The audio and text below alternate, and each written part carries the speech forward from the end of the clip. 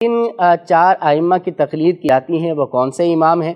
اور کیا ان چاروں کی ہی تقلید ہو سکتی ہے، کسی اور کی نہیں ہو سکتی؟ بعض لوگ اس پر ہو سکتا ہے کہ سوچتے ہوں کہ کیا ایک ہی شخص چاروں کا مقلد ہو سکتا ہے یا نہیں۔ دیکھیں، حقیقی جو حکم ہے وہ ہے اللہ اور اللہ کے رسول کی اطاعت کرنا۔ جو قرآن میں فرمایا گیا، جو حدیث میں فرمایا گیا، اس کی پیروی کرنا، یہ ہے سب سے مرکزی حکم جو قرآن پاک کے اندر بار بار ہے، اطیعوا اللہ و اطیعوا الرسول، اللہ کی اطاعت کرو اور رسول کی اطاعت کرو۔ اب سوال یہ ہے کہ اللہ کی اور اللہ کے رسول کی جو اطاعت کرنی ہے وہ تو اسی سے ہوگی کہ ہم قرآن حدیث کا مطالعہ کریں، لیکن مسئلہ یہ ہے کہ ہر بندہ قرآن حدیث کا مطالعہ کرنے کی صلاحیت نہیں رکھتا۔ مثلا آپ اپنے علاقے میں دیکھ لیں، جہاں پر بھی آپ رہتے ہیں، یا جو مدنی چینل کے ناظرین ہیں وہ اپنے پاس پڑوس میں دیکھ لیں، اپنے آپ کو دیکھ لیں کہ کیا وہ قرآن و حدیث کا مطالعہ کرنے کی صلاحیت رکھتے ہیں؟ کیا اپنی زندگی کے ہر مسئلے کو قرآن و حدیث سے خود نکال سکتے ہیں؟ بھئی لوگوں کو عربی نہیں آتی، لوگوں کو قرآن پڑھنا نہیں آتا، تو وہ کہاں سے مسائل نکال لیں گے؟ تو اس کا مطلب کیا ہوا؟ اب یہ قرآن کے ایک اور حکم پہ عمل کریں گے، وہ حکم ہے فَاسْأَلُوا أَهْلَ الذِّكْرِ إِن كُنتُمْ لَا تَعْلَمُونَ، کہ اگر تم نہیں جانتے تو علم والوں سے پوچھ لو۔ اب جو علم والوں سے پوچھنا ہے اور یہ سمجھنا کہ علم والے نے جو جواب دیا ہے میں اس کی دلیل کی طرف نہیں جاؤں گا کہ نہیں بھائی آپ کی بات پہ تب عمل کروں گا، پہلے مجھے آیت سناؤ، پہلے مجھے حدیث سناؤ، ایسا نہیں ہوگا۔ وہ کہے گا جاؤ بھائی خود ہی آگے کر لو، جو بھی کرنا ہے۔ ہوتا کیا ہے، ہم اس پر اعتماد کرتے ہیں کہ جو اس نے بیان کیا ہے اس نے قرآن و حدیث کی روشنی میں ہی بیان کیا ہے، تبھی تو اس اعتماد کے ساتھ ہم اس کے پاس جاتے ہیں۔ تو یہ کہ کسی پر ایسا اعتماد کرنا کہ اس نے قرآن و حدیث کا مطالعہ کر کے ہی مسائل کو نکال کر ہمیں جواب دیا ہے، اس کا نام ہے تقلید۔ تو یہ تو ایک بڑی لاجیکل چیز ہے کہ آپ یا تو آپ خود اتنا مطالعہ کر لیں، اتنا پڑھ لیں آپ کہ اگر مثال کے طور پہ 1,00,000 حدیثیں ہیں وہ آپ کو ساری آتی ہوں، پورا قرآن اور اس کی پوری شرح آپ کو آتی ہو، پھر احادیث میں بظاہر اگر کچھ آپس میں مقابلہ نظر آئے، تضاد نظر آئے، وہ بھی حل کرنے کی صلاحیت ہو تو مرحبا جناب۔ لیکن اگر آپ یہ نہیں کر سکتے تو بھائی عام بندہ کیا کرے؟ وہ کسی سے ہی پوچھے گا۔ وہ جو کسی سے پوچھنا ہے وہ کیا خود اپنے علم سے نکال لے گا، یا وہ بھی اپنے سے کسی بڑی شخصیت کو دیکھے گا کہ یار اس کا فہم، اس کا علم، اس کا مطالعہ، اس کی دین کی سمجھ مجھ سے زیادہ ہے، لہذا میں اس کے کہنے پہ چلوں۔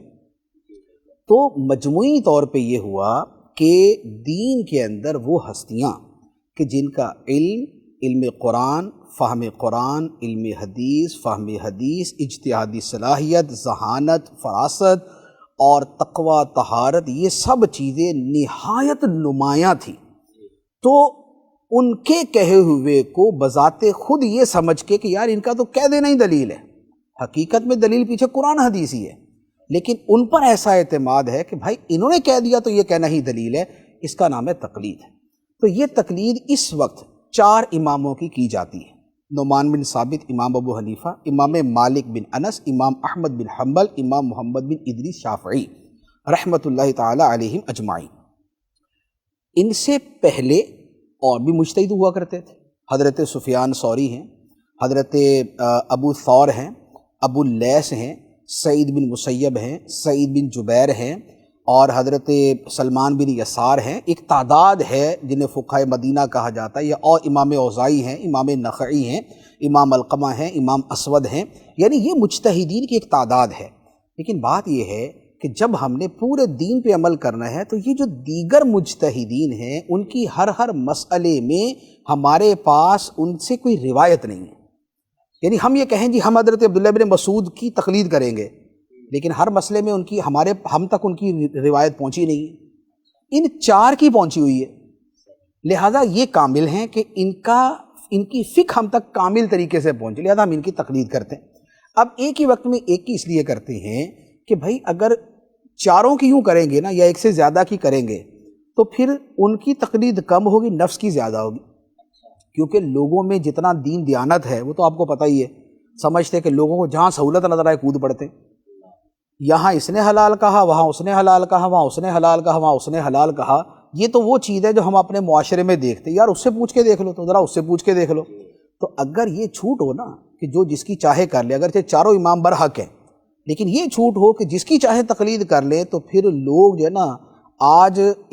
حنفی بنے ہوں گے، کل شافعی بنے ہوں گے، پرسوں مالکی، اور 4 دن بعد نا وہ حنبلی بنے ہوئے ہوں گے. تو یہ نفس پرستی ہوگی، یہ قرآن اور حدیث کی پیروی نہیں ہوگی. تو اس لیے یہ علماء نے واجب جو ہے نا اسے قرار دیا ہے کہ کسی ایک کی تقلید کی جائے تاکہ نفس پرستی نہ ہو بلکہ دین پر عمل.